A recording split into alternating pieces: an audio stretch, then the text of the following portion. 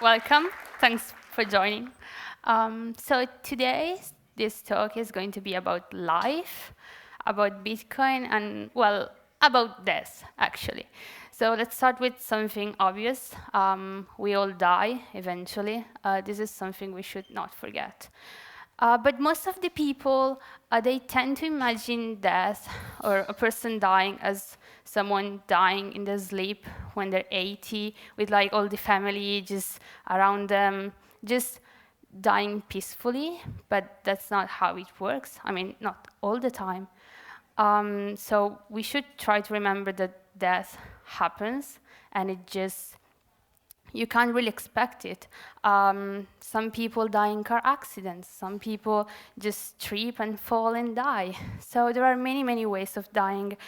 And some people die when they don't even expect that they're going to die. Maybe they don't even realize they're dying, and then they're just gone. So there's this sentence, which is memento mori, and the Stoics philosophers created it, and it means remember your death. So the Stoics wanted to remember this every single day of their life. Because if you remember that life is short, that it's finite, then you're more likely to focus on what's good, on what's right. You're not going to waste your time just doing useless stuff if you remember that you'll eventually leave this world forever.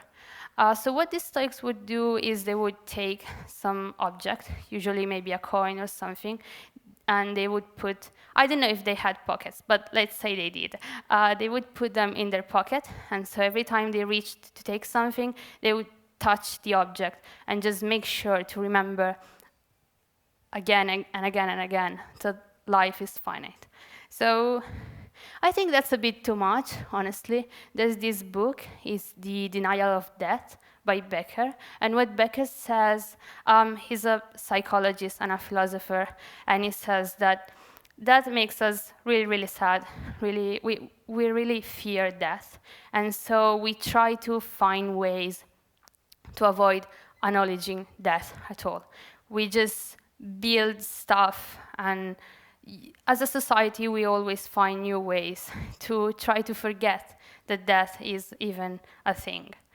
And my point is, we do die eventually. So I don't think we should remember that every single minute of our life, as Stoics wanted to do, but we should every now and then remember that it's going to be fine. It just, to check how you're doing and where you want to go, and to just stay focused on what's right.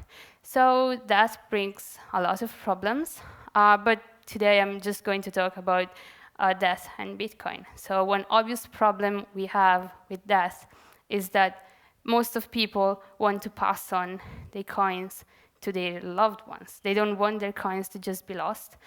And that requires some little work, and as devs, we really need to focus on this.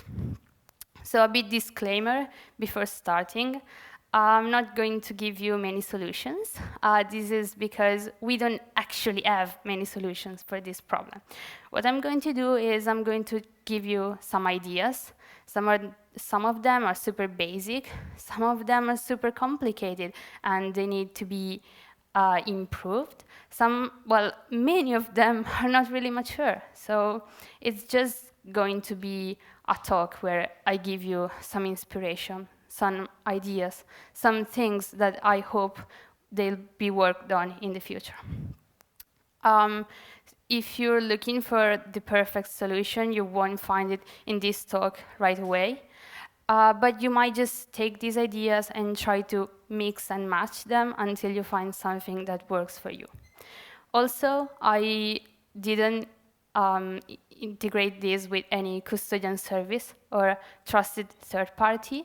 And the reason for that is I find that when you start to insert third parties in the equation, things just get boring. I don't know, I wanted to do like a fun talk where everyone is just custodying their coins, and that's why I didn't integrate custody solutions. But you can always do that And many, many problems that we'll see in the solutions I'm going to present actually just go away if you assume, OK, I'm just going to trust a lawyer to do this and that, or I'm going to trust a company to do this and that.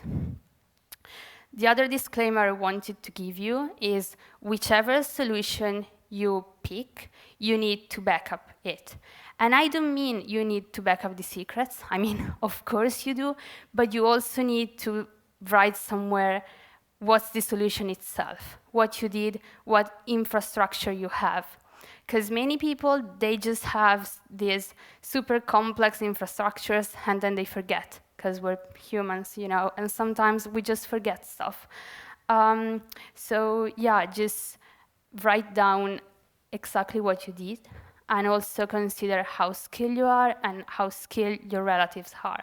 Just be humble, don't overdo it.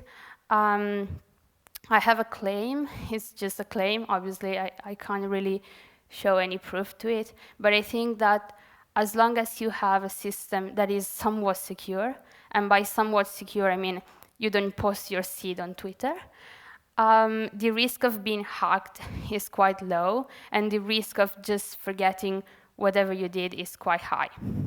But again, it's just a claim. Maybe it's not true. So also, I'm going to give many different ideas, and we need some way of just judging them, of just seeing how they score. So I picked these 4 metrics. The first one is UX, how easy to use it. If it has a good UX, even a non-technical person can use it. How cheap it is. So a cheap idea is one where every time you spend your Bitcoins, you don't spend in fees more than what you'd spend with a single seed. Some ideas are extremely cheap, some others are not, as we'll see. Then the privacy part of it. Will my relatives know how rich I am? And that's crucial, obviously, if you have many, many coins, because you don't want to create the incentive for them to just kill you and take everything. And lastly, do I have to trust my loved ones to not steal everything from me while I'm alive? Some of these ideas, sadly, they require some great level of trust in your loved ones, which you might not have if you're really, really rich. So let's start with some ideas.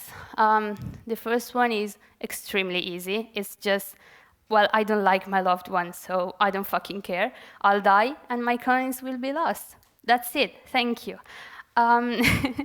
This is good for Bitcoiners, because it creates some deflation, and so Bitcoin will be worth a bit more when you just burn yours. But it also creates some small problem. This is like, I'm going a bit in deep in this, but if you're not super technical, you're free to not listen to this small part.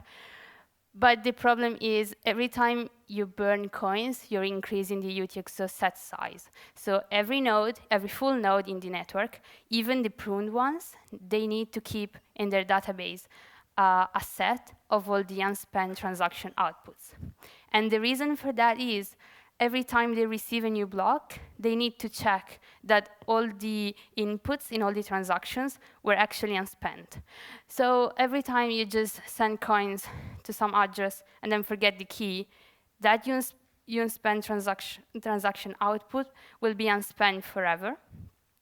And so it will be in the UTXO set of every node forever.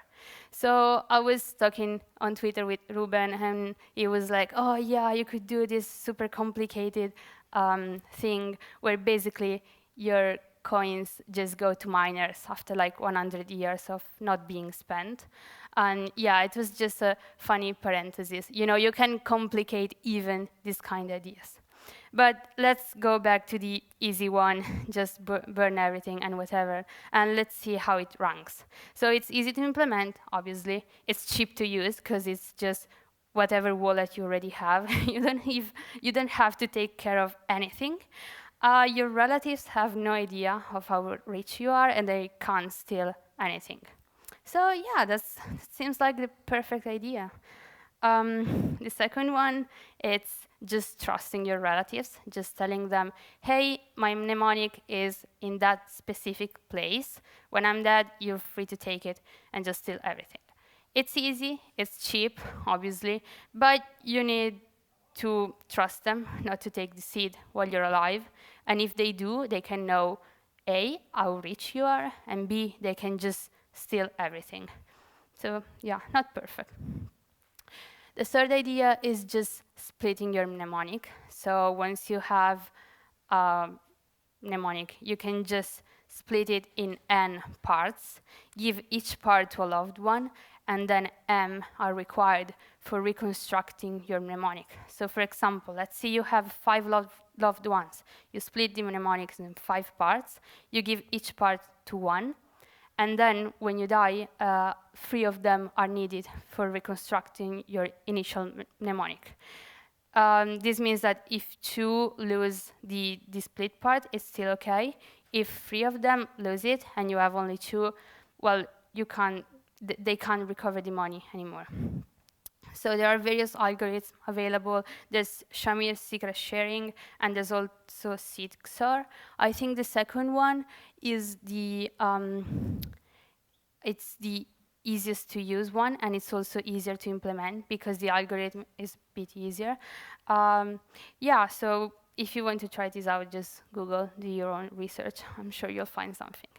Let's see how it ranks. It's kind of easy to implement. I mean, it's not as easy as the first ones, obviously, but you just have to put your mnemonic in a program, and it's going to give you the various parts. It's cheap to use, but if of your relatives collide, they can know how rich you are, and they can just steal everything. So it's okay. Let's start to look into the more exotic ideas. An idea I had is about pre-signed transactions. The idea is that you sign some valid Bitcoin transaction, but you don't broadcast it immediately. There are some protocols built on top of pre-signed transactions. The most famous one is Lightning Network. So every time you send a payment in Lightning, what's happening behind the hood, you don't see it, but your node is signing some transaction, the other party's node is signing some transactions, but they're not publishing it because it's expensive to publish these transactions. So you can use pre-signed transaction in some cool ways and build some cool protocols. I'm going to show you today a protocol which is just really, really shitty. I'm being honest. You should really avoid it because it's so complicated. But I think that if you pick this idea and you start working on it, you can come up with something less complex, which is just better. So let's look at this example. So let's say you have 3 coins, A, B, and C. What you want to do is you want to build a transaction which has A, B, and C as inputs, and as outputs, it just sends everything to your relatives. I don't know if you can see it, but there's a small clock here, which means that you put a time lock on the transaction, which basically means that transaction can be broadcasted only when the time lock is expired. So for example, you put a 10 years time lock. That means that for 10 years, that transaction, if someone broadcasts it, it's not valid yet. Then you give that transaction to your relatives. They're going to be quite sad because, as I was saying, they're not really happy about thinking about death. But anyways, you're still going to give it to them. And when you eventually pass out, they're all going to be sad. But then eventually, the time lock will expire, and they'll be able to have the money and be happy again. So yeah. Again, it's really complicated. You have many problems. The relatives have to store the transaction somewhere safely. If they lose it, they just lost it. It's game over. Every time you spend even a single one of your coins, you need to recreate the transaction and reshare it with them, because the previous one wasn't valid because double spend. And if you notice that the Axis time lock is expiring and you're still alive, you need to spend some of your coins to make the old transaction not valid. Otherwise, your loved ones might just steal everything for you while you're still alive, and that obviously sucks. So it doesn't have a great ranking. It's not easy to implement. It's quite cheap, but you need to redeposit every once in a while. Your relatives knows exactly how rich you are because you're giving them a transaction spending all your money, so they can just look at it and know how rich you are. And if you don't forget to redeposit, they can't steal anything. But if you forget, yeah, they can just take everything from you. Let's look at my favorite idea. It's also the last one, let's say, and it has to do with time locks. So every Bitcoin wallet has some kind of policy. And what we call a single sig wallet, it has a policy attached, which is you can spend the money if you own a certain private key. Now, the single sig is the easiest case, basically, but there are some more complex wallets. For example, this wallet has this quite big policy, and let's explore it together. This means 99% of the time, I'm going to spend my coins, so I just need a certain key. But 1% of the time, my son will be able to spend it if the coin hasn't been spent in 1,000 blocks. So this is just a way of giving everything to your son. You usually just spend using this certain path, but if you don't redeposit the coins for a while, then your son will be able to spend them. You can make this even more complex. So you can do this even bigger script. This basically is saying, I'm going to spend 99% of the time, but 1% of the time, my relatives will be able to spend. And this construction, it has a threshold. Basically, it means either all of my relatives and they wait 1,000 blocks. So if I haven't moved my coins in 1,000 blocks, a 3 of 3 between all my 3 relatives can spend. Or 2 of my relatives, and I need to wait 2,000 blocks. So basically, this will be, okay, I wait 1,000, I wait 2,000, and then 2 of my relatives will be able to spend. Or I wait 3,000 blocks, and just 1 of my relatives is going to be able to spend. So that's what's called a decaying multi-sig. And basically, from 3 to 3, you go to 2 of 3, you go to 1 to 3, 1 of 3, just waiting some more time. This is obviously a huge script, so it's kind of easy to implement. On the dev side, there are many, many tools that just help you. And on the user side, you just need to be mindful of redeposits and redeposit every once in a while. But it's really expensive, because if you look at this script, it's really big, and it's all going on-chain, which means that you're paying the fees for all of this stuff. So really expensive.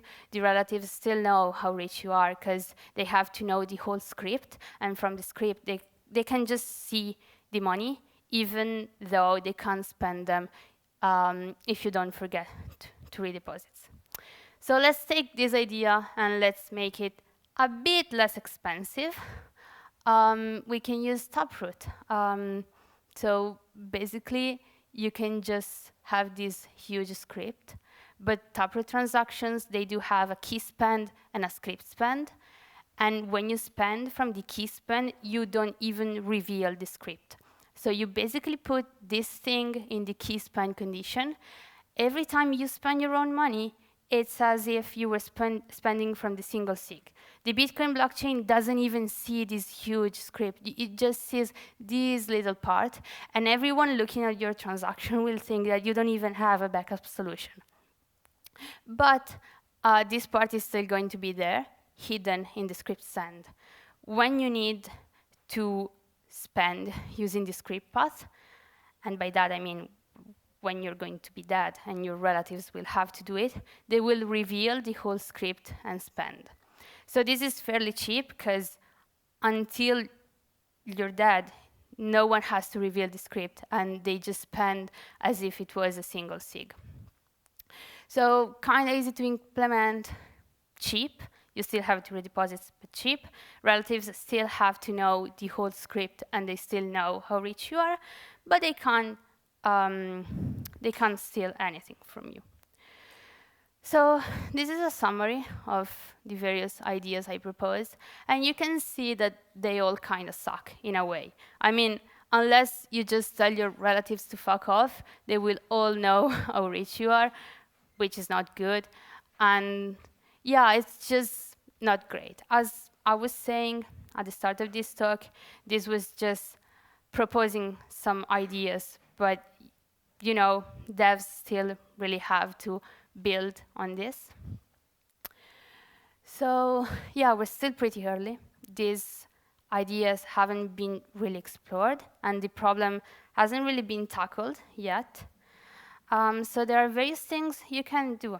If you're non-technical, for now, just stick to the easy solutions, like splitting the mnemonic. I think it works great, actually. Or maybe you can also use a custodian service. In many of the final ideas, your relatives can know how rich you are if you just say, okay, this lawyer will release this certain secret after my death, or things like that. So I think there are at the moment many companies that offer inheritance solutions, and if you're non-technical, maybe you should stick to those.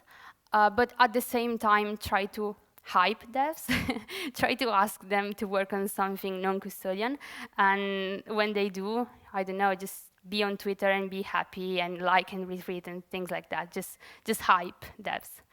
If you're a dev, we really need you to work on this kind of stuff. So I encourage you to try out Miniscript, to just play with bullet policies, to just use taproot, to just explore, be creative, and build stuff, because we really need it.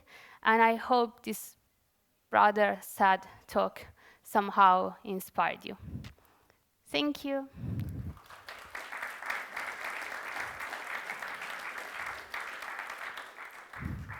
Yeah, I think Mario's not here to take questions, so yeah, should I just call him or something? I'll see if it's behind here. Sorry.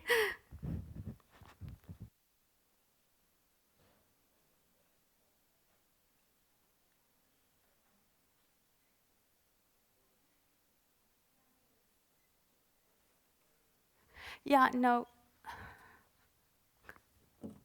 Okay. So Do we have any questions?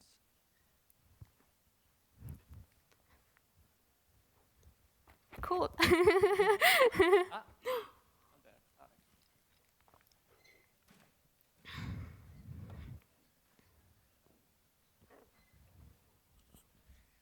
Hi, what do you think about multi-signatures use? Like you can maybe combine some form of custody services with, your own setup? Yeah, I don't think of specific, I mean, I don't know of many specific companies who do that, because I've never really looked into it. But yeah, if I remember correctly, there are some companies that just, I don't know, hold one key for you, and then if the relatives prove your death, they just help you with the whole inheritance. But sadly, I can't point you to specific companies, because I remember some of them, but I don't want to like exclude some others. So yeah, I think just a quick Google research will give you the Do you think it's, in general, it's a good idea to use multi-signature addresses? I mean, for sure it's not the most cypherpunk idea, but I don't think we can expect every single human being on this planet to just use the hardcore non-custodian stuff. So if you're technical enough to do your own custody, I think you should do so. But if you're not, and you risk just losing everything because you're not able to build your script, yeah, just please just trust a company. And I understand that it's not great just trusting companies, but if you really can't do anything else. Yeah, maybe, I mean, a little bit, something different. You don't have to trust companies. You can trust some of your relatives, right? But they Yeah. can then have, possess just one key or two keys. So Yeah, sure. Well, not everyone can trust their relatives. I think in the end, it just comes to making your own choice. I mean, do you trust more that big company or your mom? It depends on person. So yeah, okay, I thanks. think it's a really personal thing, I'd say. Anyone else? Great talk. One thing that you touched on was how in the first example where you hate your relatives and you just kind of die with your private keys, that the UTXOs, that's not great for Bitcoiners who survive in Bitcoin itself. So do you have thoughts on, like, you know, Peter Todd talked about tail emissions and how, I don't know if you've talked to him about this leaky bucket idea where people are losing keys all the time. And so if you just replace the lost keys, so there's no kind of decline in the number of available Bitcoin, even though the theoretical number goes up above 21 million, that it kind of stays the same. Does that sort of solve that UTXO problem? Well, it's two different problems. The first one is like, it's cool because thanks for the deflation. And that wouldn't be true anymore with Peter's thing. But what I was talking about is the UTXO set size, so the size of the database of all the unspent transaction outputs. That will just keep growing even if we do something like Peter's soft work. And the reason for that is that you don't know for sure that a certain transaction output can't be spent. So your node still has to keep just a list of everything that's unspent, just to check eventually when maybe it will be spent if it was unspent in the first place. Yeah. And then just a quick second question, kind of unrelated, but I'm a former lawyer, and what you're proposing seems to work in practice, but like if you use one of these solutions, you're kind of depending on the your kids or whoever's inheriting your Bitcoin to report to the revenue authorities, the tax authorities, that, hey, I inherited all this Bitcoin. Maybe people don't report it, but that's that could be a line of attack for like if I'm running the IRS in the U.S., then I would be like, instead of 85,000 agents, I have 850,000 new agents and go after these terrible Bitcoiners who are giving their kids all this Bitcoin that's not being taxed. Yeah, you know, I have no idea. I usually don't spend my time thinking about taxes. So I really don't know how you should handle this. I don't own any Bitcoins though, so it's okay. But yeah, I really have no clue how you would just do that. And I don't know, just go living in some country without capital gain or just without taxes at all. That's the easiest solution, I'd say.